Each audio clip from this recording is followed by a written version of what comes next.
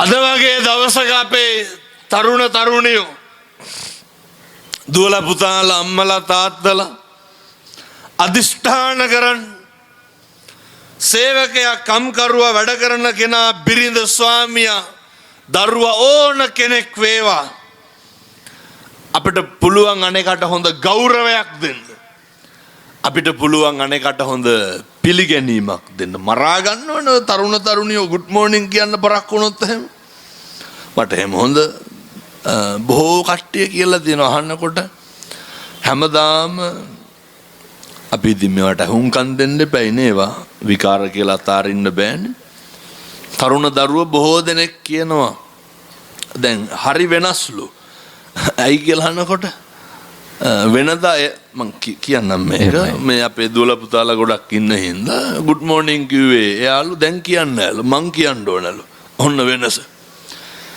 අර පේනවනේ හරි කැමැති අනේක කියනවනම් දැන් මෙතන ඉන්නවනේ ආයතනවල වැඩ කරන අම්මලා තාත්තලා දුවලා පුතාලා ඉස්කෝලවල පන්ති යන කට්ටිය ගෙවල් වල ඉන්න කට්ටිය ඔයත් කැමති නැද්ද යනකොටම ඉස්සරලම ඔයත්තන්ට good morning කියනකොටද සැටිස් නැත්තම් අපි කියනකන් හිටියොත් අර යන ගමම්ම අපිට කියනකොට අර පොඩි අර සෙලිබ්‍රිටි ගතියක් එනවා නේද දැන් පොලිසිය එහෙමනම් හැමදෙනා ලියන්න කලින් good morning කියලා හරි ලියනවා ඒකවත් ඇති අපිට පොලිසියෙන් කතා කරනවා එහෙමයි ඔය අර පොඩ්ඩක් ඒකට මොකද්ද ඒ රෙස්පෙක්ට් කරන්න පුරුදු වෙන්න එතකොට මේ මිනිස්සයා තුල තියෙන අර භාග්‍යවතුන් වහන්සේ දේශනා කරපු අර මෛත්‍රිය ඇතුළත් වෙනවා උන්වහන්සේ දේශනා කරපු කරුණාවන්ත භාවය ඇතුළත් වෙනවා බුදුහාමුදුරුවෝ හැම වෙලේම නේ සම්මෝදනීයං කතං සාරාණීයං වීතිසාරෙත්වා එහෙමයි උන්වහන්සේ හරියට අගය කරා පින්නතුනේ සතුටු සාමීච්‍යය කියන එක සතුටු සාමීච්‍යය යෙදෙනවද ගෙවල් වල ඔය සතුටු සාමීච්‍යය යෙදෙන්න පෙම්වතා පෙම්වතිය බිරිඳ ස්වාමියා දූ දරුවෝ අම්මා තාත්තා එක්ක සේවකයා වැඩ කරන කෙනා එක්ක සතුටු සාමීච්‍යය යෙදෙන්න ඔය අර කණ්ඩ පයින් දෙපා එහෙම ඔය කියනව නේද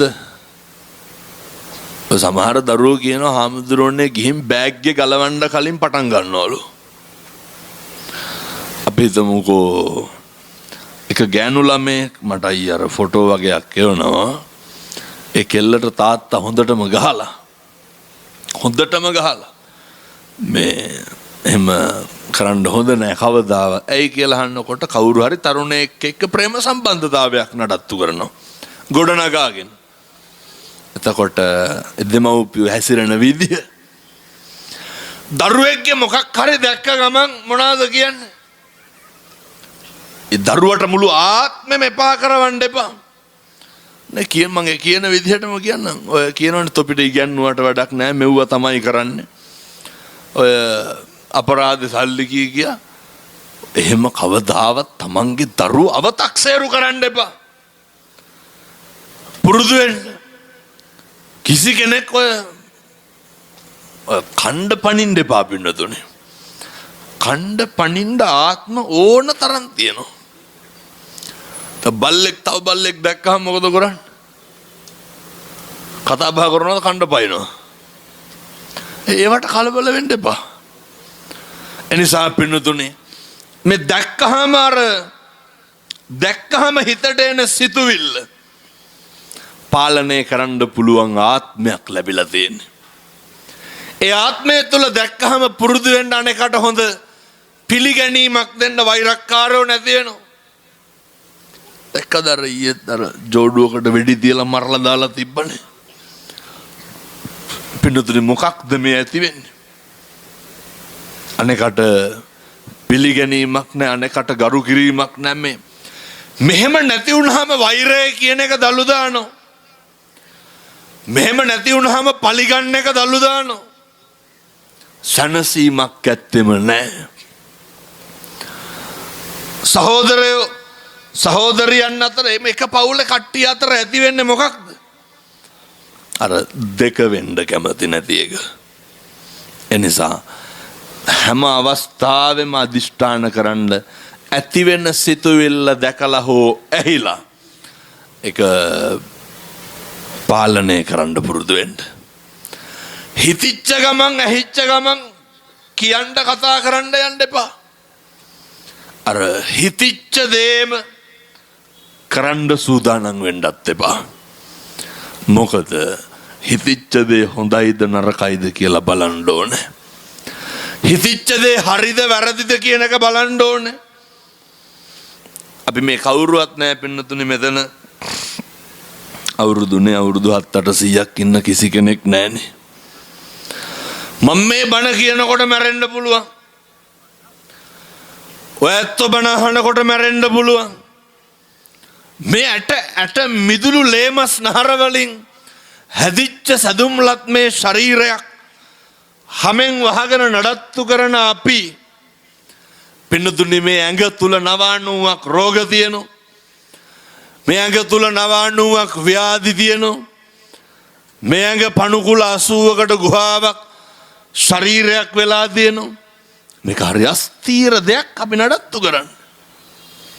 කොයි වෙලේ මොකක් මොන විදිහට වෙයිද කියලා හිතාගන්න බැරි කරජකයක් මාංශකයක් නඩත්තු කරන්න.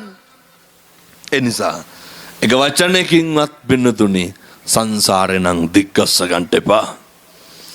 එක වචනයකින්වත් අකුසලයක් සිද්ධ කරගන්න එපා. මොකද අපි නොදැනුවත් හෝ දැනුවත් කියන කරන බොහෝ දේවල් මේ මුළු සංසාරෙම අපේ පිටිපස්සෙන්න පුළුවන්. අවශ්‍ය විදිහට දුක් දෙන්නත් පුළුවන්. අවශ්‍ය විදිහට සැප දෙන්නත් පුළුවන්. මොනවාද සංසාරේ කරපු කුසල් අකුසල්? ඔය ගංගේවල් වල ඉන්නව නේද? ඔය උදේ ඉඳන් බොන මාමලා තාත්තලා ඉන්නවනේ නේ.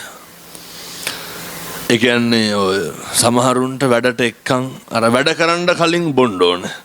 දවසම බත් කන්නේත් නැහැ. ඔය පාන් කෑල්ලක් මොනවා හරි එහෙම මම දැකලා තියෙනවා අපි සමහර ඔය පොල් කඩන මාමලා එහෙම ඒ බීලා තමයි නගින්නේ. අපේ ආමතුරුනේ තරහවසර ඉස්සර දංකොටුව කිව්වහමම ප්‍රසිද්ධයි. අරක්කුනේ ඉස්සර. දැන් නෑ. නෑ. ඔය මං කියන්නේ අර උදේ ඉඳන් හවස් වෙනකන් කිසි වැඩක් කරා හෝ නොකරා හෝ බොනවා. අපි හොඳට වැඩ කරනවා. කන්නේ නෑ. බඩගින්න වැඩි වුණාම ඔය කියනවා ඒ ගෙදර වැඩ කරන කෙනාට කියලා කහට වීදුරුවක් ඉල්ල ගන්නවලු. තේ එකක් තමයි බොන්නේ. අපි හැම වෙලක් නොකා හිටියොත් මොකක් වෙනවද? මැරෙනවනේ. කහට බොන්න බෑනේ. ඒ වුණාට ඒ උදවියට කැස්සක්වත් තියනවද? එහෙම නයි පොළොංගු ගැහුවත් විසක් නගින්නේ නෑනේ. නෑ වැරදියට ගනි. නෑ එහෙම නෙමෙයි. ඔය අර අපි මන් දැකලා තියෙනවා ගම් වල එහෙම ඔය ඇත්තන්ට මතක් නැති අපේ ගමේ හවලා වායි කියලා. ඔරොත්තු දෙනවා. ඉහෙම් බහින රෝගයක්. ඉහෙම් බහින රෝගයක් නෑ. අවුව වැස්ස දූවිල්ල පින්න කියන එකක්වත් නෑ. දැන් ඇයි ඒ කට්ටියට එහෙම වෙන්නේ? සංසාරේ කරපු මොකක් හරි අකුසලයකට කුසල් සිත් පහළ වෙන්නේ නැහැ. පිළිවෙලකට ඉන්න සිත් පහළ වෙන්නේ නැහැ. ඒ ඇත්තෝ ගාව කවදාවත් ඔය බොරුව කියන එකක් නැහැ. ආටෝප සාටෝප කියන එකක් නැහැ. නමුත් ඒ ජීවිතේ නාස්ති කරගන්නවා. ඇයි පෙනුතුනේ අර මොකක් හරි සසර කරපු කුසලකින් රකින්නවා කියලා දැනෙන්නේ නැද්ද? අර අපේ පන්සලට ආවා මේ පැතිවල එනවත් දන්නේ නැහැ පින්නතුනා ශාස්ත්‍ර කියන්නේ නේ. අර සාරියක වගේ එක නේ පොඩි එකෙක් එල්ලගෙන ආවා. මම ඇහුවා මොකද්ද ඔය තියෙන්නේ කියලා. මේ දිගාරලා පෙන්නුවා මේ මගේ අල්ලෙන් 4ක් විතර ඇති. පොඩි එකෙක්. මාසයක් නෑ පින්නතුනේ. මං ඇහුවා දැන් ඔය එල්ලගෙන යන දාඩියේ බිබිලි දිලිසෙනවා පොඩි එකා. දුකේ බෑ. මං ඇහුවා කවුද අම්මා කියලා. ඒ ඉතින් අපේ අම්මලාට දරුවෙක් හම්බුනොත් එහෙම ඒක අම්මා කියන්නේ හරි අපහසුයිනේ. මේ මගේ ළමයා කිව්වා මං කොහෙන්ද හම්බුනේ වාඩියෙන්ලු එයාලගේ අර වාඩි ගහගෙන ඉන්නේ කොහේ හරි එක්කහුව වෙලා කට්ටියකට මම කවුද දැන් ඔක නේ වියෝජිලා කියන්නේ කණ එකක්ද බොන එකක්ද කියලාවත් දන්නේ නැහැ අය ක්ලිනික් නැහැ ඒ වප්පියෙන් හරි කමන්නේ ඒ මොකකින් හරි පෙකණි වල කැපුවා ළමයා ගත්ත දවස් 3-4කට පස්සේ සේරම කරලා තැම්බුම් හොද්දක් බිව්වලු පැහැදිලිද අය වීදුරු පෙට්ටි විස බීජ යන ඒවා ඒ මිඩ්වයිෆ් ඔය ත්‍රිපෝෂ සම්පෝෂ දෙන ඒවා බර කිරණ ඒවා මොකවත් නැහැ ඒ ඉතින් එහෙම යාලා ස්ථිරම තැනක් නැහැනේ මම කල්පනා කරපු දෙයක් තමයි මොන මට්ටමින් කොතන ඉපදුනත් සංසාරේ කුසලය කියන එක තියෙනවා නම් සංසාරේ කරපු පේනවද පින් විසින් රකින්න විදිය පේනවද පින්නතුනේ සංසාරේ කරපු කුසල් වලින් රකින්න විදිය කැස්සක් කෙම්බිරිස්සාවක්වත් එන්න දෙන්නේ නැහනේ ඡායාවාන පායිනි බුදුවරු දේශනා කරේ සංසාරේ කරපුවා කියපුවා හේව නැල්ල වගේ පිටිපස්සෙන් එනවලු නිකං නෙමෙයි අවශ්‍ය සැප විපාක ළඟා කර දෙමින් මතක තියාගන්න සංසාරේ කරපුවා කියපුවා හේව නැල්ල වගේ අපේ පිටිපස්සෙන් එනවා අපිව රකින්න අපේ පොඩි එකෙක් උදේ 5ට විතර එළියට දැම්මොත් කිඹුහුන් ගිහිල්ලා මැරෙන්නේ නැද්ද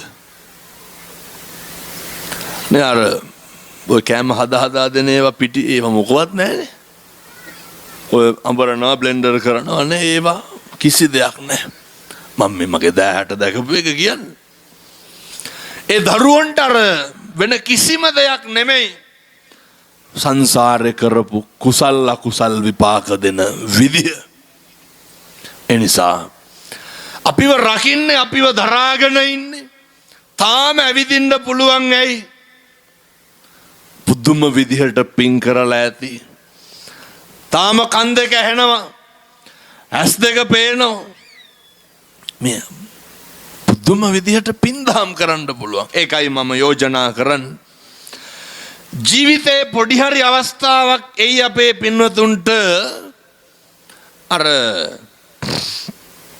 මොකද්ද පොඩිම දෙයක් ඔයත්තන්ට කියන්න ගෙදර බල්ලට වතුර දෙන්නේ මොකේද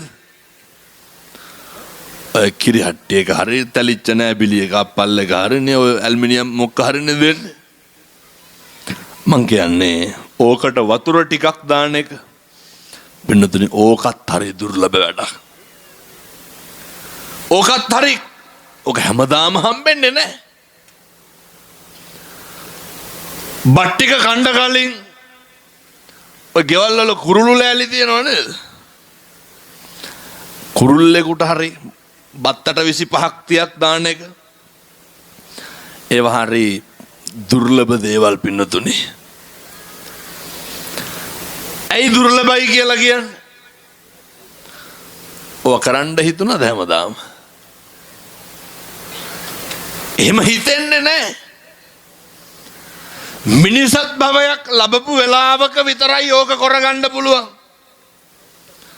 සතෙකුට බොණ්ඩ ටැප් එකක් හරි අරින්න පුළුවන්ද බල්ලෙක් වෙලා ඉපදුනොත්